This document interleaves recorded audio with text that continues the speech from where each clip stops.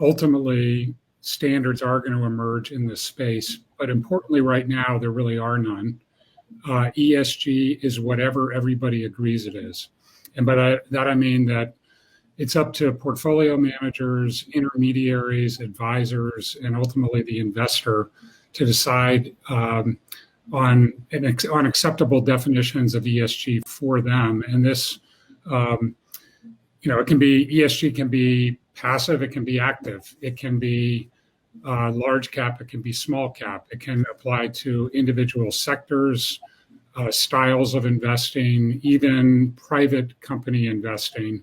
It can be authentic, it can be inauthentic, and it literally is all of these things today. And in some ways, that's what makes it so interesting, because to me, ESG, it grew out of this thing called socially responsible investing, or SRI for short, but it's different from SRI in the sense that I think that there is an expectation, irrespective of how one organizes their product or their approach to ESG, there is an expectation of performance, which I think is both refreshing, and I think it ultimately will lead to many different kinds of ESG products over time. But right now we're sort of in the wild west of product creation and articulation and all of that.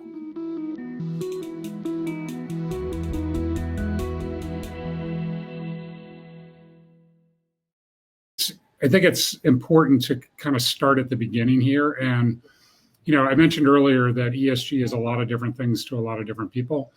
And I think that the first thing that needs to happen, regardless of how you're, where you are in this, in the evolution of this, is to really think about what it is that you're trying to accomplish, because there are many ways of building ESG product. And I would start by saying, who is the audience that you're going after and what do they care about? How are they going to define, obviously everybody's got a way to define financial performance, but how are they going to define non-financial performance? How are you going to source data? How are you going to ensure the accuracy of the data? Or if you can't ensure the accuracy of the data, because it's kind of difficult to do, it is a bit of a moving target, how do you at least think about incorporating data sources that are actually perhaps giving you insight into areas that you might not have thought out before? I mean, I shared the issue for us after Q1 of 2020. We said, okay, how do we make our portfolio more resilient? And we realized that paid sick leave was actually kind of like a big hole.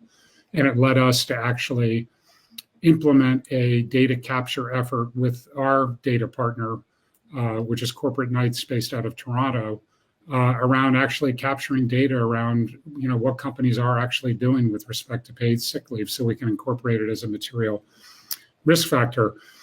Speaking of material risk factors, I think that is a really big issue, because if you go on Bloomberg right now, I think you can find over 400 different ESG factors that they track. But there's enormous issues with fill rates between various companies. Not every company reports on the same thing. In fact, most companies don't.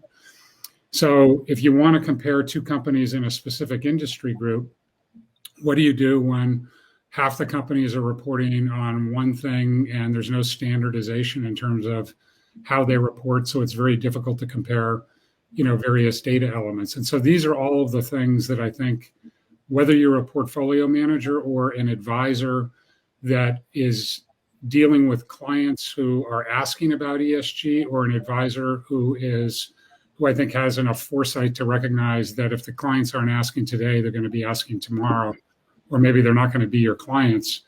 How do you get smart on these subjects and manage your way through the process? And then, of course, eventually you get to the point of what kind of vehicles do we need to satisfy the specific clients that we're looking for. And to me, the vehicle question is really the last question anybody needs to think about. I mean, ultimately, I think when firms get big, they take good products and they make it available in a lot of different wrappers.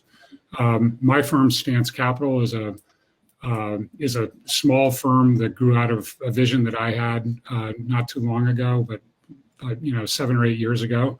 And we, like a lot of small firms, simply started offering products to other investment advisors through separate accounts on conventional platforms like Schwab and Fidelity and TD and so forth. And then we started doing model delivery after that because there were clients that were looking for a model delivery wrapper.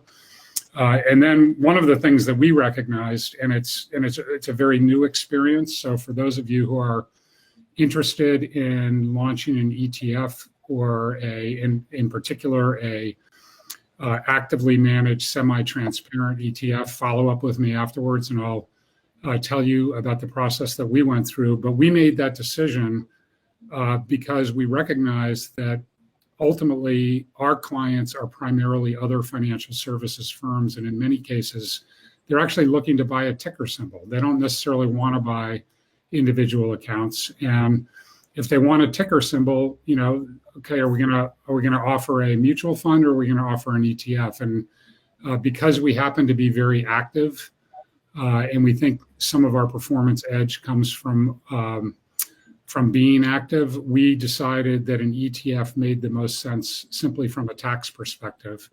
But at the same time, we weren't anxious to publish our intellectual property on a daily basis. And so we made the decision to go with a semi-transparent form of an ETF, which then led to a whole nother set of decisions because there are many different providers of semi-transparency. And ultimately, we made the decision to partner with a group in the UK called Blue Tractor, who happened to offer a version of semi-transparency that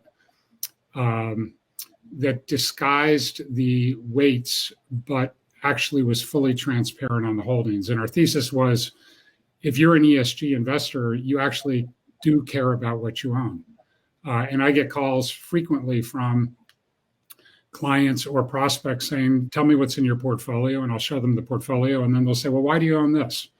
And I think, this is another important thing if you're in this space or getting into this space, is understanding why you do or don't own something is something that investors ask about and they care about. And I would say that as long as you have a well thought out answer, about 99% of the time that is good enough for the investors. What they want to know is that if there is a specific company in the portfolio, you've thought through why that company is there.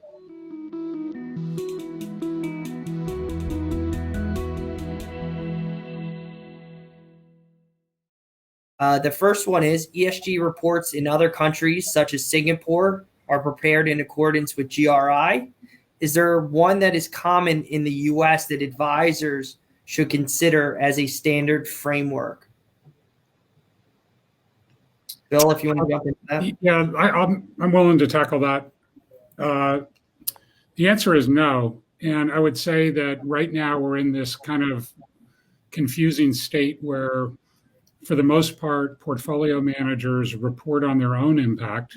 And in some cases, it has to do with engagement. In some cases, it has to do with decarbonization or gender equity or something else. And in many cases, it's unaudited, unverified. And, to Vadim's point, there may be a day of reckoning at some point around some of this. Regulators, for the most part, have focused on financial claims, but it'll be very interesting when they start, if they ever do, start looking at impact related claims, because I think it's a whole new world.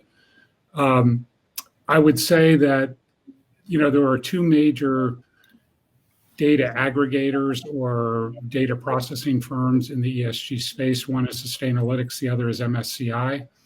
They each have a framework for assigning sustainability to products that are out in the marketplace. And I'll tell you very quickly, like for Stance Capital, we get very different scores from each of them. And the reason, and then there's a third, which I think is gaining some traction. It's called Impact Cubed. But one of the reasons why they have very different outcomes is because they actually look at different data elements. And so I think it's, it adds to sort of the confusion in the landscape right now that there isn't sort of one standard. Vadim mentioned earlier that in Europe, They're working on an article-based, almost like a rating system. So think of it as like a bond rating, with different levels based on the veracity of the ESG approach as much as anything. And while that is hitting a few roadblocks, I think eventually we'll get there here as well. Something will emerge.